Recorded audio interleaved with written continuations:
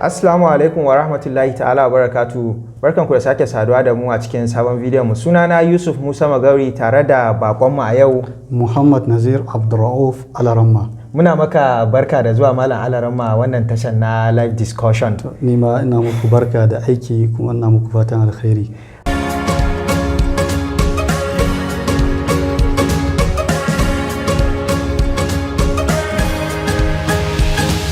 A takaice dai zan so ka ba ma masu sauraron mu takaitaccen tarihin rayuwanka. To, a takaice ni an haife ni a shekara ta 1988 a garin Turunkun nan kuma guda biyu ce, akwai sabuwa akwai tsohuwa. To, ni an haife ni a garin Turunku sabuwa wadda yake nan ne asalin tushen tarihin kasar Zazzau, gari inda sarauniya Kunamina ta yi mulki. Nan ne asalin tushen tarihin Zazzau gaba daya. To gidanmu gida ne na ilimi, kuma gidanmu ne nan ne gidan limamin juma'a na garin Turunku wadda take karkashin wato karamar hukumar Igabi local government jihar Kaduna state a Nigeria.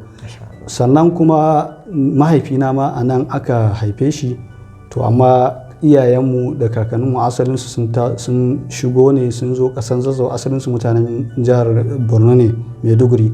Sakamakon sun yi hijira ne tun shekara sama da 300 baya, sakamakon za a ba su sarauta, sai suka ce ai da ilimi da sarauta baya haduwa, su ba sa da bukatan duk wani abin da ya shafi harkar duniya. Sarauta kenan. Yawa a jihar Borno kenan. To wannan dalili ya sa kakanninmu can na sama wajen kakanni na 5 tunda kan ni sunan mahaifina Abdurrauf, sunan mahaifinsa Sharif Muhammad Al-Hafiz, shi kuma sunan mahaifinsa Sharif Idris, shi kuma sunan nashi mahaifin Sharif Al-Hassan, ana ce masa Sidi. Sannan shi kuma mahaifinsa Ahmad, shi kuma Ahmad sunan mahaifinsa wato Abdurrauf again. To wannan Abdurrauf kaka na wajen 5 kenan, shine suka taso daga Maiduguri su uku tare da 'yan uwansa, da akwai Muhammad Nura da kuma shi ya karbi sarauta ma a Katsina daga baya, saboda sanda suka zo kasar Zazzau, sun zo kasar Zazzau a lokacin da kafin su zo kasan Zazzau sun je wurare da dama, duk inda suka je kusan da an gansu da tarin littattafansu da komai da kayayyakinsu sun yi jira a raƙumi da sauransu. To sai ya zama na an samu irin tangarɗa da sarakuna na wannan lokaci, har ya kai ma daga ƙarshe dai suka zo suka yanke shawarar zama a ƙasan Zazzau. A ƙasan Zazzau ne dai na fahimci kai karatu. A'a, sannan da aka zo ni an haife ni a nan ƙasan Zazzau kamar yadda na faɗi. To ina ƙarami na fara karatun, na yi nursery a nan garin Turunku, na yi firamare a nan. To daga nan sai mahaifina shi kuma yana garin Bauchi, shi ma karatu ne ya tafi a can lokacin, ya je ya haddace Qur'ani a garin Gombe.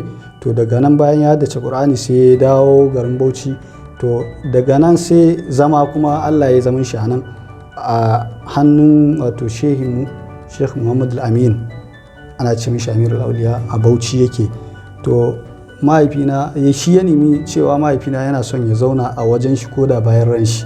To dalili ni kuma ina karami sosai, sai aka ɗauke ni aka maida ni can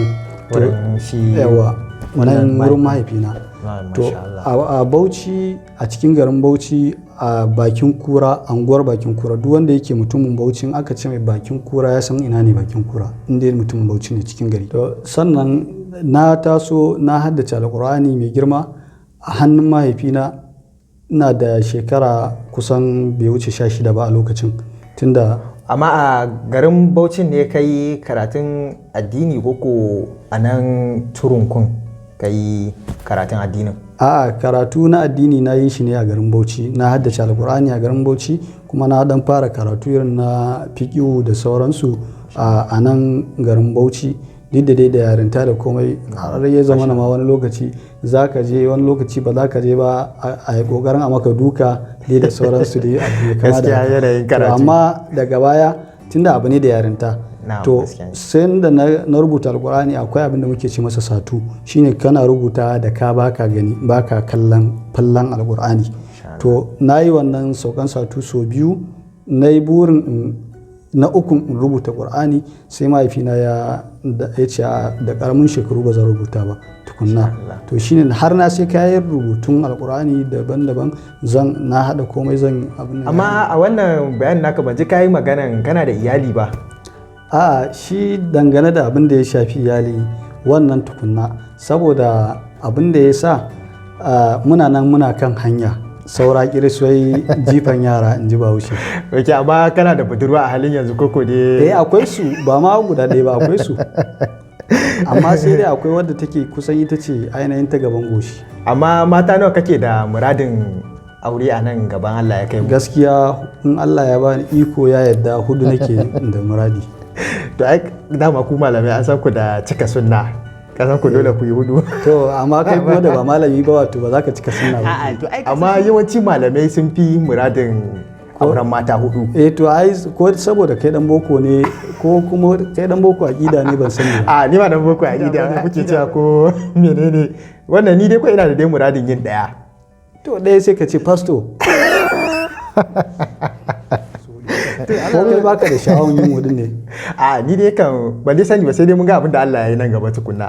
To sunna ce kake gudun ka, abin nan kake gudun ta? Bayan ma'aiki sallallahu alaihi wasallam yana cewa man ragiba an sunnati falaysa minni. Gaskiya ne, to ai kaga sunna ne. Ina son sunna amma kuma ai ina gudun rashin adalcin ne. Kasance idan ba za ka yi adalci ba ka aura. To ya kai kasancewa ba za ka yi adalci ba bayan baka gwada? Ita kowane mutum ya san irin zuciyan shi da irin abin da zai iya. Watakila kai dan boko a gida.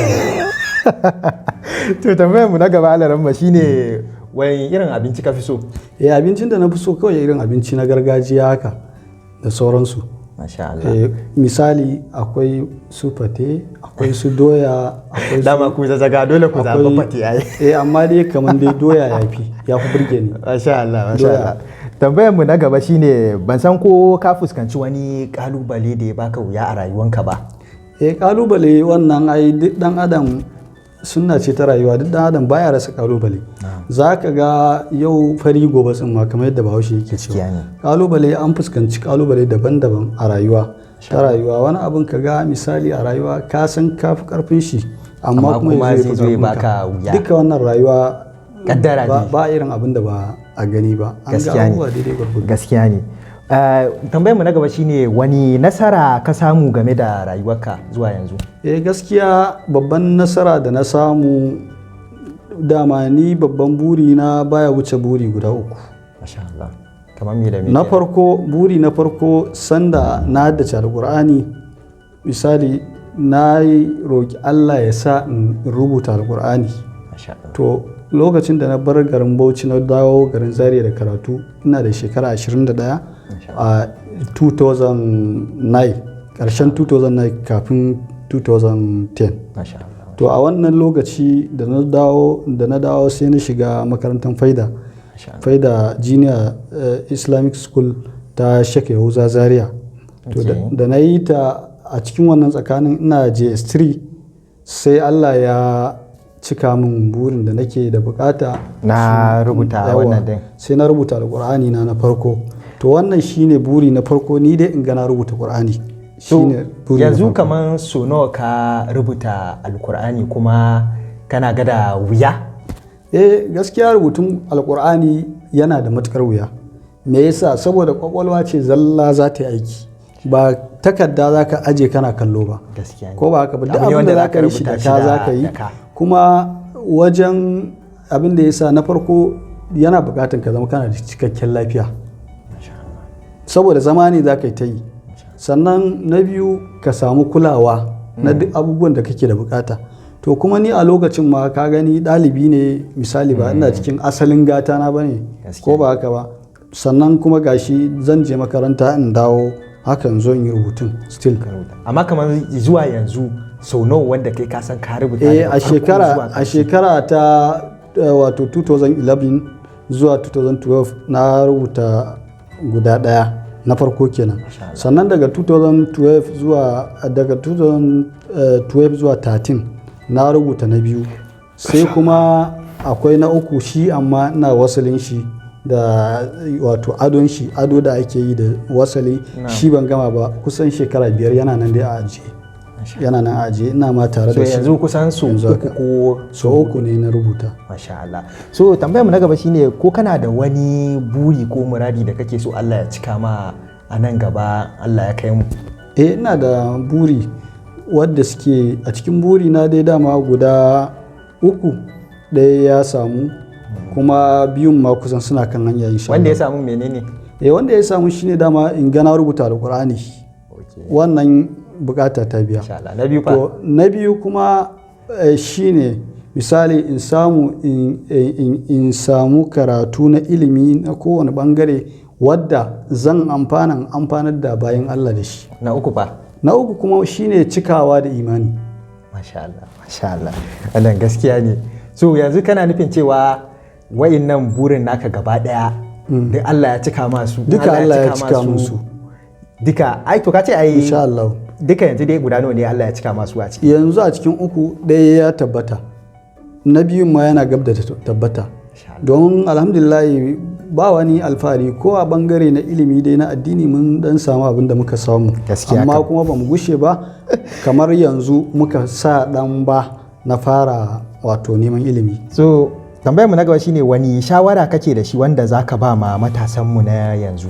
Gaskiya idan muka lura da irin halin da yanzu matasan mu suke ciki, gaskiya wato shine akwai babbar matsala da take tunkarar mu. Wata irin matsala ita ce matasan mu da yawa ba a karatu. Na farko kenan. Na biyu kuma akwai wanda suna son yin karatun amma kuma rayuwa, tsadar rayuwa da wasu abubuwa ta sa su a gaba. Ko ba haka ba kuma ba wani mai iya tallafawa.